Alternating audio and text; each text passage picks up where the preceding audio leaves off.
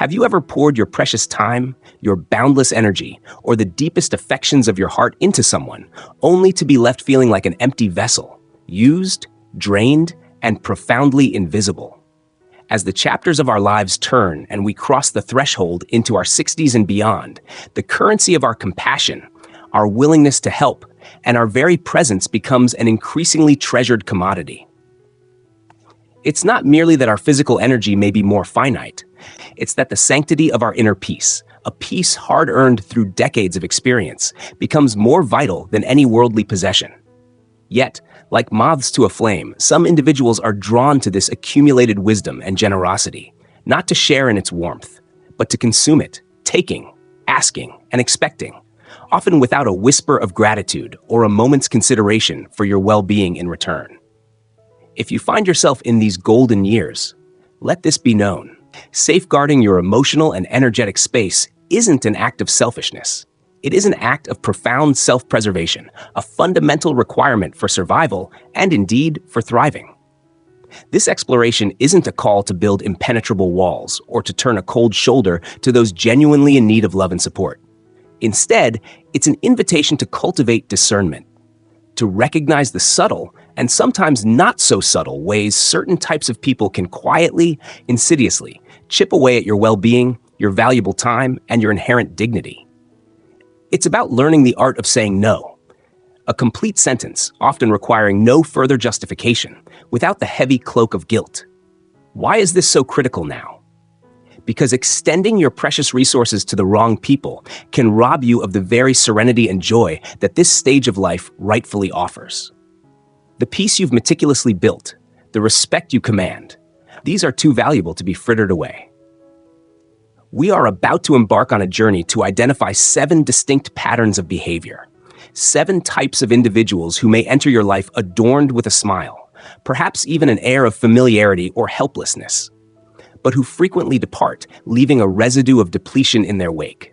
Some may enact these patterns unconsciously, driven by their own unaddressed needs or dysfunctional habits. Others, regrettably, may operate with a more calculated intent. Regardless of the motive, the outcome is painfully similar.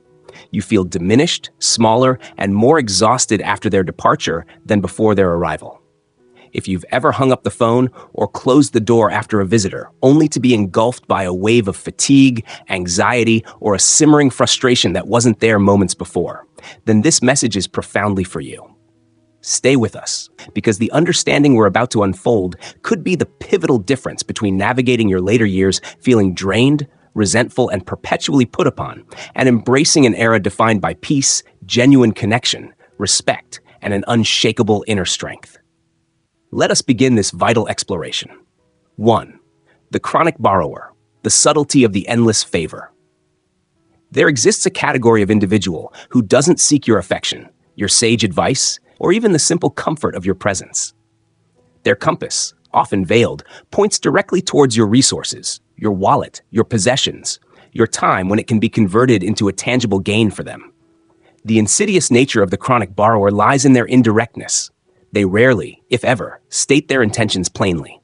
Instead, their requests are cloaked in the language of favors, small, temporary loans, or unexpected, one-time emergencies. And because you are, at heart, a kind and compassionate person, perhaps bound by years of acquaintance or familial ties, you extend a helping hand. Once, twice, then again and again, a pattern begins to emerge from the fog of their persistent needs. The chronic borrower often masters the art of polite manipulation. They don't approach with overt demands or aggression. Their requests are more typically wrapped in a veneer of guilt, a sense of urgency, or a carefully crafted narrative designed to tug at your heartstrings. I wouldn't dream of asking if I had any other conceivable option, they might sigh. Or, you're truly the only person I feel I can turn to, the only one who understands. You may observe, with a growing sense of unease, that their life seems to be a relentless series of crises, and you, invariably, are positioned as the only viable solution. Yet, the reciprocity is glaringly absent. The money is seldom, if ever, repaid. The borrowed item returns damaged, or not at all. The significant investment of your time is rarely acknowledged, let alone met with a genuine, heartfelt thank you. What might seem like simple requests can, over time, accumulate into a significant financial drain, causing stress and jeopardizing your own financial security, which is often more fixed in later life.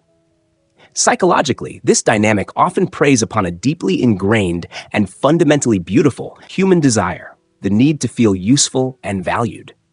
As we age, particularly post-retirement, when professional identities may shift, the desire to make a tangible difference in someone's life can become even more pronounced. There's a nobility in wanting to contribute, to believe your support matters. However, this very quality, your generosity of spirit, can become a point of vulnerability. Chronic borrowers, whether consciously or not, sense this and can exploit it. Their pattern isn't one of seeking temporary aid to overcome a hurdle and then regain self-sufficiency. Rather, it's about finding someone else to consistently carry their burdens. It's crucial to distinguish between offering a lifeline and becoming a permanent life support system. When your assistance, no matter how generously given, never seems to be enough, when the person remains perpetually in need without making any discernible effort to alter their own circumstances or behavior, you are no longer helping. You are enabling. And this enabling is a corrosive force, ultimately destructive to both parties. To you, by depleting your resources and peace, and to them, by preventing them from developing their own resilience and responsibility. Consider the story of Bill, a man of 73, navigating life on his pension and Social Security. For years, his nephew had a recurring habit of appearing with a new tale of woe. The car had broken down, rent was short just this month, or he needed a little something to tide him over until Friday. Bill, a man of kind disposition, would invariably reach for his checkbook. But one day, a sobering realization dawned on Bill. It had been 7 long years. 7 years of this one-way street of giving, while his nephew's life circumstances remained stubbornly unchanged. No new job, no discernible plan for financial stability, just a fresh excuse every few months. With a heavy heart, Bill made the difficult decision to stop. The guilt was palpable. He worried he was being callous, uncaring. But an interesting thing happened. Once the free ride ended, his nephew, faced with necessity, began to find his own way. Responsibility, long deferred, began to take root. And Bill? He finally started directing his financial resources towards something that genuinely needed and deserved it: his own health and well-being. Closing your wallet or saying no to yet another request for a small loan doesn't make you cruel or ungenerous. It makes you wise. It signifies that you understand the importance of protecting your hard-earned security and peace. Protecting your financial boundaries is not an act of unkindness. It is an act of profound self-respect and stewardship of what you have. This understanding of the chronic borrower is foundational. If you found this insight helpful, or perhaps you've encountered such a situation and navigated it, we invite you to comment with the number 1 below. Sharing your experience, even briefly, can be incredibly validating for others in our community. And if you're finding value in this discussion, please consider supporting our channel by hitting the like button and subscribing. Remember to also turn on the notification bell so you don't miss out on future content designed to empower and uplift. 2. The crisis confidante abuser, your ear as their dumping ground. There's a particular kind of individual who may never ask for a single penny, nor will they explicitly request your time for a tangible task. Yet, they can leave you feeling more profoundly depleted than even the chronic borrower. These are the people who don't want your material possessions. They crave your emotional energy, your undivided attention, and your peace of mind. And they will consume as much of it as you permit. This is the crisis confidante abuser, the person for whom every day seems to bring a fresh drama, a new emotional upheaval, and you invariably are the first person they call, the shoulder they automatically lean on, their designated, unpaid, and often unthanked emotional support hotline. Their life often appears as a relentless soap opera. They are perpetually overwhelmed. Their health is always on the brink of a new crisis. Their children are sources of constant frustration. Their friendships are rife with betrayal. Their workplace is a den of injustice. In short, their existence, as they narrate it, is a continuous, rolling disaster. And you, with your patient ear and compassionate heart, become the repository for all this negativity, their de facto therapist. Initially, it can feel like you're genuinely helping. You listen intently. You offer what you believe to be thoughtful advice. You provide comfort. But pay close attention to the aftermath of these interactions. Does your advice ever seem to be taken? Do they make any tangible changes in their lives based on your hours of patient listening? Or, more tellingly, do they ever pause their monologue of misery to inquire about your life, your feelings, your challenges? Or do they simply unload their emotional burdens onto you, feel a temporary sense of relief, and then effectively vanish until the next meltdown, leaving you to process the emotional residue? Older adults can be particularly susceptible to this form of emotional drain. As social circles naturally contract with age, there can be an understandable tendency to cling more tightly to those individuals who still reach out, who still call, even if those calls are predominantly one-sided and heavy with baggage. The fear of loneliness can make one more tolerant of imbalanced relationships. You might find yourself enduring these draining encounters simply to maintain a connection, any connection. However, after each call or visit, instead of feeling uplifted or mutually supported, you feel a profound sense of exhaustion, a creeping anxiety, or even a subtle resentment. This isn't the hallmark of a healthy reciprocal relationship. It's a transaction where the emotional labor flows strictly in one direction, benefiting only one party. The term emotional labor is one psychologists use to describe the effort involved in managing feelings and expressions to fulfill the emotional requirements of a job or a relationship. When this labor is consistently and overwhelmingly one-sided in a personal relationship, it can exact a significant toll on your mental and even physical health. The chronic stress induced by being a constant sounding board for someone else's relentless negativity can contribute to elevated blood pressure, disrupted sleep patterns, a weakened immune system, and an overall decline in your quality of life. Think of it as carrying an invisible, yet incredibly heavy emotional backpack for someone else, day in and day out. Consider Linda, a vibrant 68-year-old from Ohio. She had a neighbor of a similar age who began stopping by almost daily. At first, their interactions were pleasant, bonding over shared cups of coffee and neighborhood news. However, these visits gradually became longer, darker, and more draining. Every conversation inevitably revolved around everything that was going wrong in her neighbor's life. The neighbor rarely, if ever, asked about Linda's day, her family, or her interests. There was no offer of reciprocal support. It reached a critical point where Linda confessed she would feel a palpable sense of dread whenever the doorbell rang around the time her neighbor usually visited. This was her wake-up call. One day, Linda made a conscious change.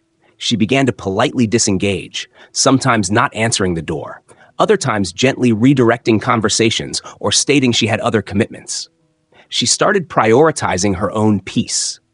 And the result? She felt remarkably better. More energetic, her mind clearer. Even her daughter commented on the positive shift in her demeanor. This transformation occurred because Linda recognized that the emotional weight she had been carrying was not hers to bear indefinitely, and that she had the right to set it down. You do not owe anyone your unlimited emotional bandwidth, especially if they offer nothing in return, never refilling the well from which they so freely draw. If these insights into the crisis confidante abuser are resonating with you, perhaps helping you to identify similar patterns in your own life, please let us know by commenting with the number 2 below. Your engagement helps us understand what content is most valuable to you. 3. The guilt tripper, master of emotional blackmail. Among the cast of characters who can diminish your peace in later life, the guilt tripper wields a uniquely potent and insidious weapon: your own conscience. These individuals are adept manipulators who rarely need to beg, demand, or even ask plainly for what they want. Instead, they subtly, or sometimes not so subtly, leverage feelings of guilt to coerce you into compliance. They might employ phrases laden with unspoken accusation, such as, "Oh, I just didn't imagine you'd completely forget about us after all this time," or a passively aggressive musing. "It must be rather nice to have all that uninterrupted free time now, mustn't it?" Before you're even fully aware of the undercurrent, you find yourself agreeing to something you never intended to do, or feeling a vague sense of unease for not having preempted their unstated need, all to avoid the deeply uncomfortable sensation of being perceived as the bad guy, the uncaring friend, or the neglectful family member. What makes the guilt tripper particularly corrosive isn't just the specific favor or concession they extract from you. It's the lingering emotional residue they leave behind. Even when you acquiesce, when you provide the help or make the sacrifice, there's rarely a sense of genuine joy, appreciation, or mutual satisfaction. Instead, there's often a quiet, unsettling undertone that implies you merely fulfilled an obligation, that you were somehow always one favor behind, or that your compliance was expected as a matter of course. This kind of emotional manipulation is especially damaging in our later years because it presses directly on our most vulnerable and often most admirable qualities.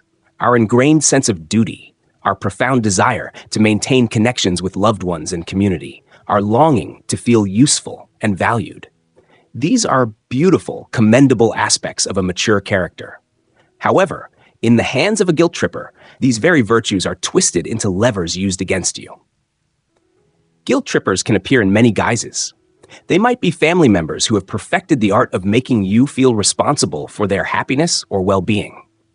They could be old friends who subtly remind you of past favors they've done, implying a debt that never seems to be fully repaid. Sometimes they are acquaintances, or even people you barely know, who have astutely identified your kindness and conscientiousness as resources they can repeatedly tap into. Take the example of George, a 74-year-old gentleman from Florida. A fellow member from his church began a pattern of showing up at his door with requests for what seemed like small favors. A ride to the pharmacy here, some help setting up a new television there, a little assistance with some light yard work. Individually, none of these requests seemed monumental. However, whenever George hesitated, citing a prior commitment or simply feeling tired, his friend would let out a mournful sigh and deliver a line designed for maximum impact. Well, I just always thought that, as fellow Christians, we were supposed to help one another. That single loaded sentence was often enough to make George reconsider, to put aside his own needs and comply. This continued until George, with dawning clarity, recognized the emotional maneuvering at play. He realized that true acts of service spring from a place of willingness and joy, not from a place of being emotionally cornered. Setting boundaries with a guilt tripper is not just important, it is a fundamental act of self-respect. And guilt trippers, by their very nature, detest boundaries. Boundaries signify that their go-to tactic, inducing guilt, is no longer effective, compelling them to cease treating your kindness and your time as if it were a free, perpetually stocked vending machine. It is entirely possible to be a kind, generous, and compassionate individual without becoming a doormat. You can be giving without being guilted into submission. In fact, genuine generosity, the kind that warms both the giver and the receiver, can only truly flourish when your yes emanates from a place of authentic willingness and joy, not from unspoken pressure or the fear of emotional reprisal. If someone in your life consistently leaves you feeling as though you owe them something, as though you are perpetually falling short of their unstated expectations, that is a significant red flag. This isn't a relationship of mutual respect. It's a dynamic where one person is, perhaps subtly, using your good nature. In this precious stage of life, you have unequivocally earned something far better than a constant undercurrent of guilt. You've earned peace, you've earned freedom, and you unequivocally deserve relationships that honor that hard-won tranquility. Have you ever felt the subtle or not so subtle pressure of a guilt tripper? Sharing your experiences can be empowering for others. If you feel comfortable, share a brief thought or a keyword like boundary builder in the comments below. We learn and grow stronger as a community when we share our journeys. The 4. The perpetual victim, drowning in unsolvable problems. Distinct from the crisis confidante abuser who unloads and departs, we encounter the perpetual victim. This individual doesn't just experience occasional crises. Their entire identity seems to be woven from the fabric of their misfortunes and grievances. While they may not explicitly demand your money or your physical assistance, their primary, often insatiable, need is for your emotional energy, specifically your sympathy and validation. They will drain this from you until you feel as if there's nothing left in your own emotional well. You'll recognize this pattern. Every phone call inevitably steers towards their latest crisis. Every visit transforms into an extended therapy session where you are the sole practitioner. And no matter how much sage advice you offer, no matter how many hours you dedicate to listening with profound empathy, they never seem to make tangible progress. Their circumstances rarely improve. This lack of positive change is a key characteristic. It's not that they are incapable of finding solutions. It's often that, consciously or unconsciously, they aren't truly seeking them. What they are fundamentally looking for is a consistent audience for their narrative of suffering, a place to perpetually unload their woes, and an endless supply of commiseration. If you're not acutely aware of this dynamic, your compassionate heart can inadvertently make you that designated place, that unending source of sympathy. In your younger, more resilient years, perhaps you possess the emotional fortitude to be that constant shoulder for multiple people, to absorb their negativity without it unduly affecting your own equilibrium. However, as we mature, our emotional reserves, while deep, are not infinite. They become a precious resource that needs careful husbanding. You require emotional space for your own peace, your personal growth, your joys, your reflections, and your spiritual well-being. When someone consistently floods that precious internal space with their unrelenting storms, you begin to live perpetually in their gloomy weather, rather than basking in your own well-deserved sunshine. Sometimes, these perpetual victims are close to us. Perhaps an adult child who calls nightly, not for connection, but solely to vent about the injustices of their day, never asking about yours. Or they might be long-standing friends who have forgotten the art of reciprocal conversation, so engrossed are they in the intricate details of their own ongoing dramas. The most challenging aspect of this dynamic is the guilt you might feel if you consider disengaging or setting boundaries. You are, after all, a kind and caring person. They know this, and this knowledge, unfortunately, can be part of the implicit contract that keeps you tethered to their cycle of negativity. But here lies a crucial truth, one that can be liberating.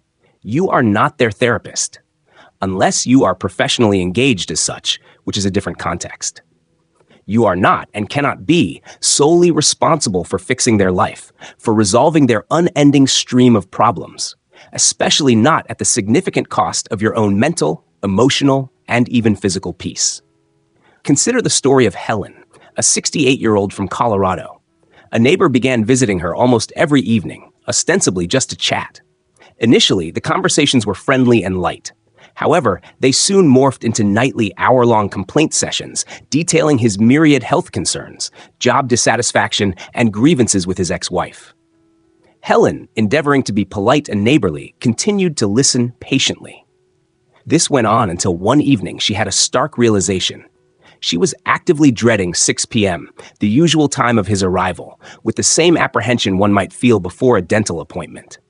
That profound sense of dread was her internal alarm system, signaling that the relationship had become untenably draining. It was then she knew something had to change. She began to learn the difficult but necessary art of saying, gently but firmly, I'm not really in the right headspace to talk about heavy things right now, or I have a few things I need to attend to this evening. And remarkably, the world didn't end. Her neighbor eventually found other ears, and Helen's precious peace began to return. Boundaries in this context are not acts of cruelty, they are declarations of clarity. And perpetual victims, those who thrive on an endless supply of sympathetic energy without taking responsibility for their own improvement, often dislike clarity because it signals that their unreciprocated draining must find a new outlet, or ideally, cease. So, if there's someone in your life who consistently leaves you feeling more tired, more anxious, more burdened, and heavier after every interaction, take careful note. That's not a sign of genuine mutual connection. It's a sign that you are engaged in uncompensated emotional labor, and your energy is far too precious a commodity to continue expending on someone who never contributes to refilling your tank. If this description of the perpetual victim strikes a chord, and you found these insights valuable in understanding relationship dynamics, please let us know by commenting with the number 4 below. Your feedback is immensely helpful. And if you haven't already, we encourage you to subscribe to our channel and activate the notification bell. We are committed to creating content that informs, inspires, and empowers you on your journey. Your support allows us to continue this important work. 5. The manipulator in disguise, charm as a calculated tool. Beware the wolf in sheep's clothing, for the manipulator in disguise often presents as remarkably charming, even disarmingly generous, at the outset of your acquaintance or within a relationship. Their approach is subtle, a masterclass in social engineering. However, it's crucial to pay meticulous attention, for behind every honeyed compliment, every unsolicited favor, every seemingly selfless act, there may be an invisible string attached. And once they have skillfully, almost imperceptibly, tied that string around your goodwill, your sense of obligation, or even your affections, they will not hesitate to pull it whenever it serves their agenda. This is the kind of individual who showers you with just enough flattery to earn your trust and lower your guard. They might laud your wisdom, proclaiming you so incredibly insightful or the wisest person they know. They might confide in you, saying you're the only one they can truly count on, making you feel uniquely special, indispensable even. This initial phase of anointment is critical to their strategy, as it creates a platform of perceived closeness and indebtedness from which they can later launch their requests. A seemingly small ride, a modest loan, a tiny favor, these gradually escalate, morphing into a discernible pattern of expectation. And should you dare to hesitate, to question, or to decline, the mask of charm may slip, revealing a flicker of disappointment, disapproval, or even a subtle accusation that you are not, after all, the wonderfully wise and dependable person they had initially believed you to be. Manipulators don't always resort to raised voices or overt aggression. Their tactics are often far more nuanced and psychologically astute. They are more likely to employ soft guilt, using phrases like, "Oh, I truly didn't think I'd have to spell it out for someone as perceptive as you." Or, "Well, I suppose I just care more about this friendship family than you do." These statements are designed to make you question your own judgment, your commitment, or your inherent goodness, thereby pressuring you back into compliance. And the more you concede, the more you help them, the more entrenched their expectations become. It's a cycle that rarely, if ever, ends on its own. Older adults, particularly those who are kind-hearted, perhaps a little lonely, or who value harmony, can unfortunately become prime targets for this sophisticated form of exploitation. You might not immediately recognize the interactions as manipulation. You might simply believe you're being a helpful, supportive person. The key is to look beyond the surface charm and examine the underlying pattern of exchange. Is there a genuine reciprocity in the relationship? Do they give as much as they take, emotionally or otherwise? Or are they consistently, skillfully setting the stage so that they invariably come out ahead with their needs met, often at your expense? I recall a man named Ed, 82 years old, who had a younger cousin. This cousin initiated a pattern of visiting Ed once a week. At first, these visits were genuinely friendly, filled with light conversation and catching up. However, slowly, almost imperceptibly, the nature of these visits began to shift. First, it was requests for Ed to run small errands for him. Then, it progressed to requests for loans of money. Eventually, it escalated to borrowing Ed's car, initially just for a few days, which then stretched into longer periods. By the time Ed, a trusting and generous man, began to sense that something was amiss, his cousin had largely dropped the pretense of gratitude and had begun to act with a sense of entitlement. "But I thought we were family," the cousin would retort, wounded and indignant whenever Ed attempted to push back or set a boundary. But genuine family, true friendship, doesn't operate on trickery or a manufactured sense of obligation. It doesn't view you as a resource to be systematically used and depleted. Herein lies a crucial rule of thumb. If someone's praise and affection seem to manifest primarily when they want something from you, if their charm is switched on strategically before a request, that is not a reliable indicator of genuine love or respect. It is, more likely, a calculated strategy, and you owe absolutely none of your precious peace of mind, your time, or your resources to someone else's self-serving game plan. In your later years, trust becomes an even more sacred and carefully guarded commodity. Do not be afraid to protect it fiercely. If someone's behavior, despite their charming exterior, consistently makes you feel uneasy, subtly pressured, or vaguely indebted, do not ignore those intuitive signals simply because they smile broadly when they make their requests. Smiles can be masks. Stand firm in your inherent right to say no. A simple no, without apology or elaborate explanation, is often sufficient. You have earned a life where your kindness is genuinely respected and cherished, not systematically exploited. What are your thoughts on spotting subtle manipulation? Have you developed any personal red flag detectors over the years? Share your wisdom in the comments using the keyword true colors. Your insights could be invaluable to others navigating similar situations. 6. The always in crisis drainer. Riding their emotional roller coaster.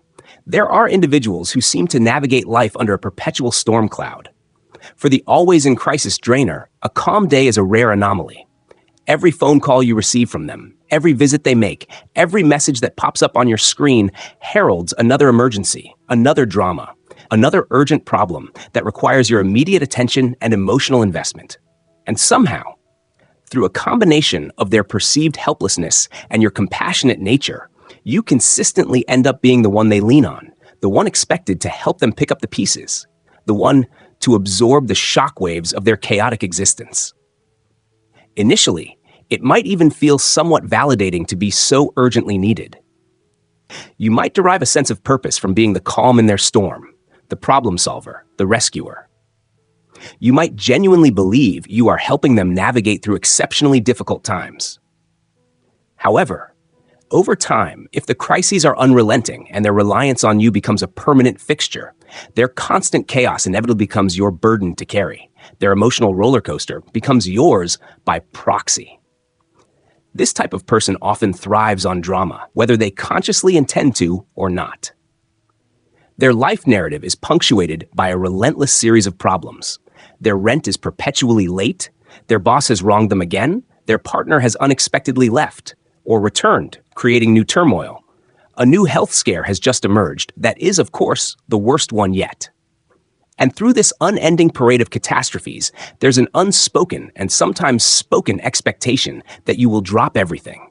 Your own plans, your need for rest, your peace of mind, to be there for them, to listen, to advise, to soothe, to solve. Now, it is a fundamental truth of human existence that we encounter difficult times. Life inevitably presents challenges, losses, and periods of intense struggle.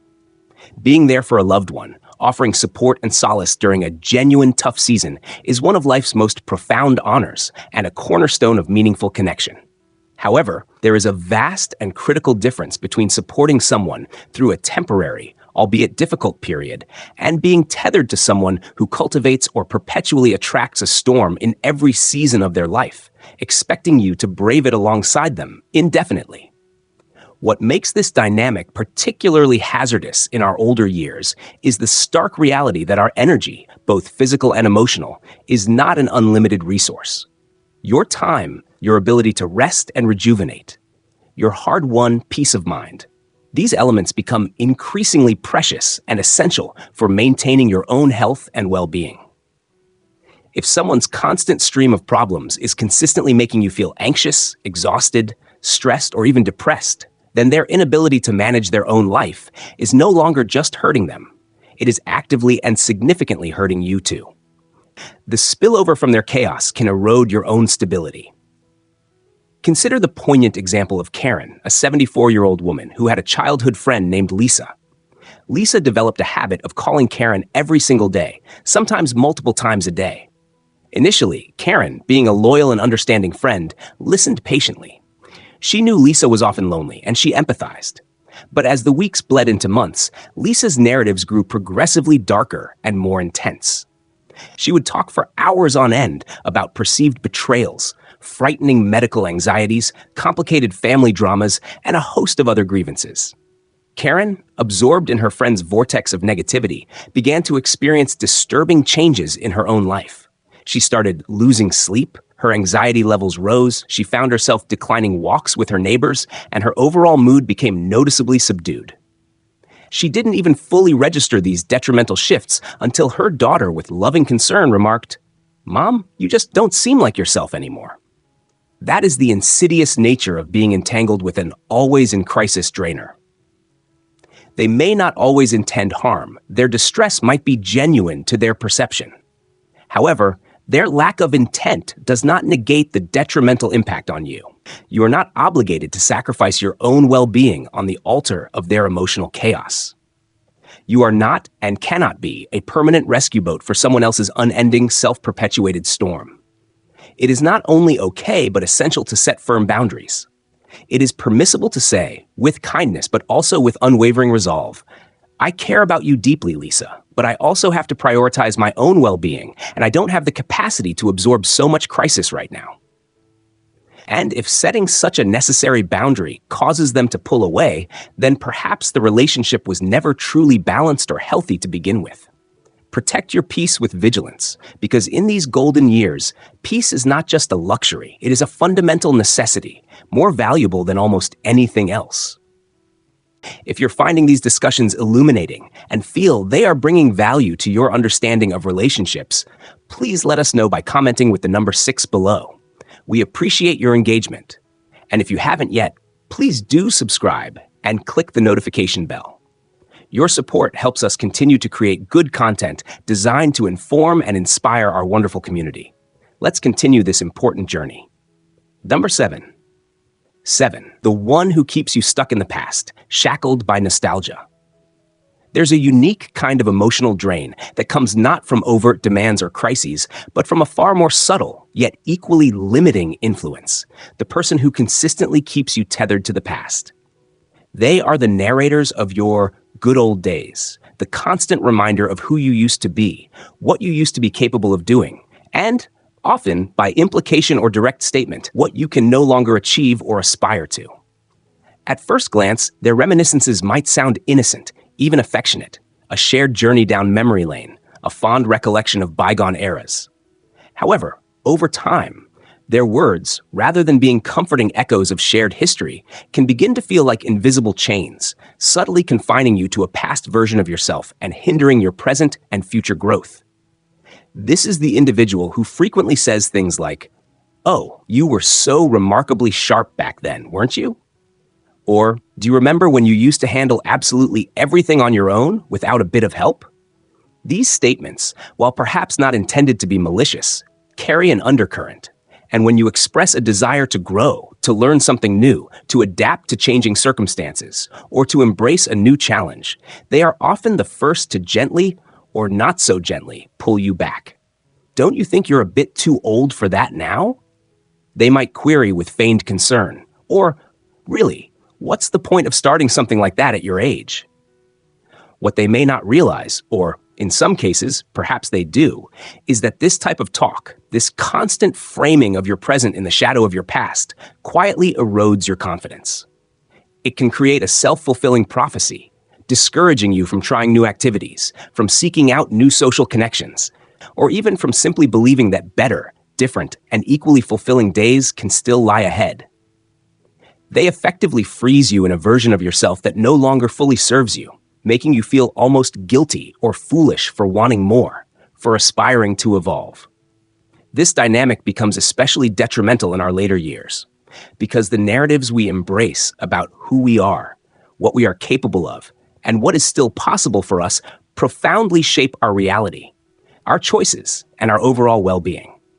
If someone in your close circle consistently feeds you a story that insists your best years are irrevocably behind you, that your current capabilities are diminished, you might insidiously begin to believe it.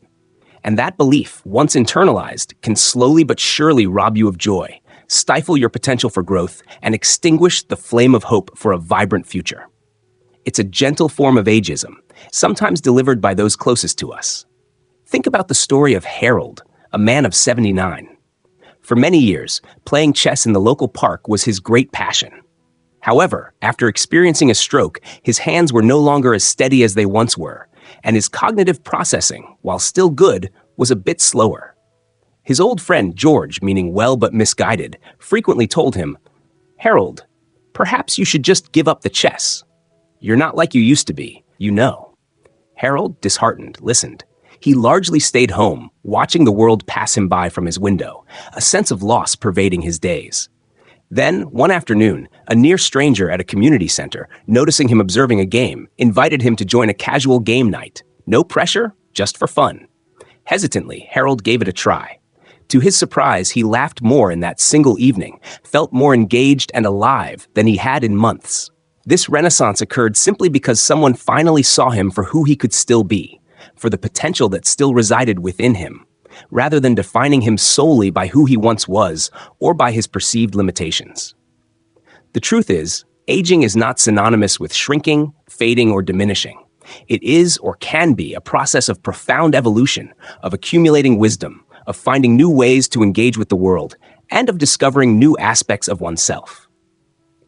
Anyone who consistently tries to keep you trapped in outdated definitions of yourself, no matter how sweetly their words may be phrased or how long you've known them, is not truly helping you. They are, in effect, holding you back from the richness of your present and the potential of your future. You unequivocally deserve relationships that nourish your current self, that support your aspirations for tomorrow, not ones that perpetually keep you gazing into a rearview mirror, lamenting what has passed. Your story is still being written, and you are the lead author. This completes our exploration of the 7 types. Have these descriptions provided you with new perspectives on your relationships? If this final point about being stuck in the past resonates with you, or if you've found a way to break free from such influences, share your thoughts by commenting with the number 7 or the keyword future focus. We are all on a journey of growth. As the seasons of our lives advance, a profound transformation occurs. Getting older doesn't and shouldn't equate to becoming weaker or more vulnerable in a disempowering way. Instead, it signifies an accumulation of wisdom, a deepening of understanding, and a refinement of our priorities. A crucial part of this acquired wisdom lies in learning the often difficult, yet ultimately liberating art of letting go. Not out of bitterness or anger, but out of a profound and unwavering love for your own life, your own well-being. You have spent decades generously giving your time, your care, your boundless energy. You have been the steadfast helper, the patient listener, the reliable fixer for so many, for so long. But now, as you navigate these precious later chapters, it is unequivocally your time.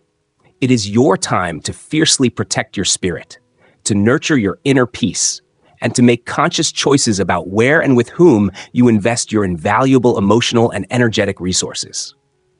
It is time to gently, but firmly, stop carrying those individuals who demonstrate little care for your well-being in return. It is time to grant yourself permission to walk away from relationships and interactions that consistently drain you, guilt you, disrespect you, or simply fail to see and appreciate the full, evolving, and magnificent person you are today. Some people, perhaps those accustomed to your unending generosity, or those who benefit from your lack of boundaries, may indeed try to make you feel selfish for finally saying no, for prioritizing your own needs. But remember this, and hold it close to your heart. Self-care, especially in this context, is not selfishness. It is an act of profound strength, of wisdom, and of self-preservation.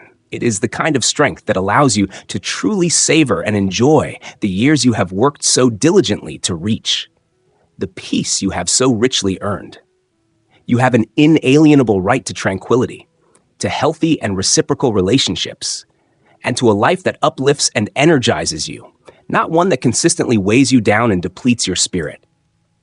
And if anyone in your life ever questions that fundamental right, if they challenge your need to protect your peace, just remember this simple, powerful truth. Your life is your own, a precious gift. You do not owe it, or an apology for safeguarding it, to anyone who fails to respect its sanctity and your inherent worth. After all this analysis, after considering these 7 patterns, what is the single most important lesson or insight you've learned for yourself today? How might you begin to apply this understanding in your daily life, perhaps starting with one small, manageable step? We genuinely value your reflections, so please don't hesitate to share your thoughts in the comment section below. Reading your perspectives, your stories, and your wisdom provides immense motivation and encouragement to us and to the entire community we are building here.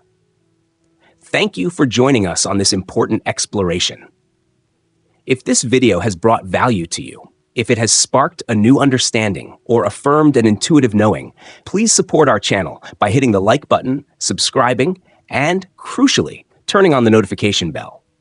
This ensures you won't miss out on future insightful and useful content designed to empower you on your journey.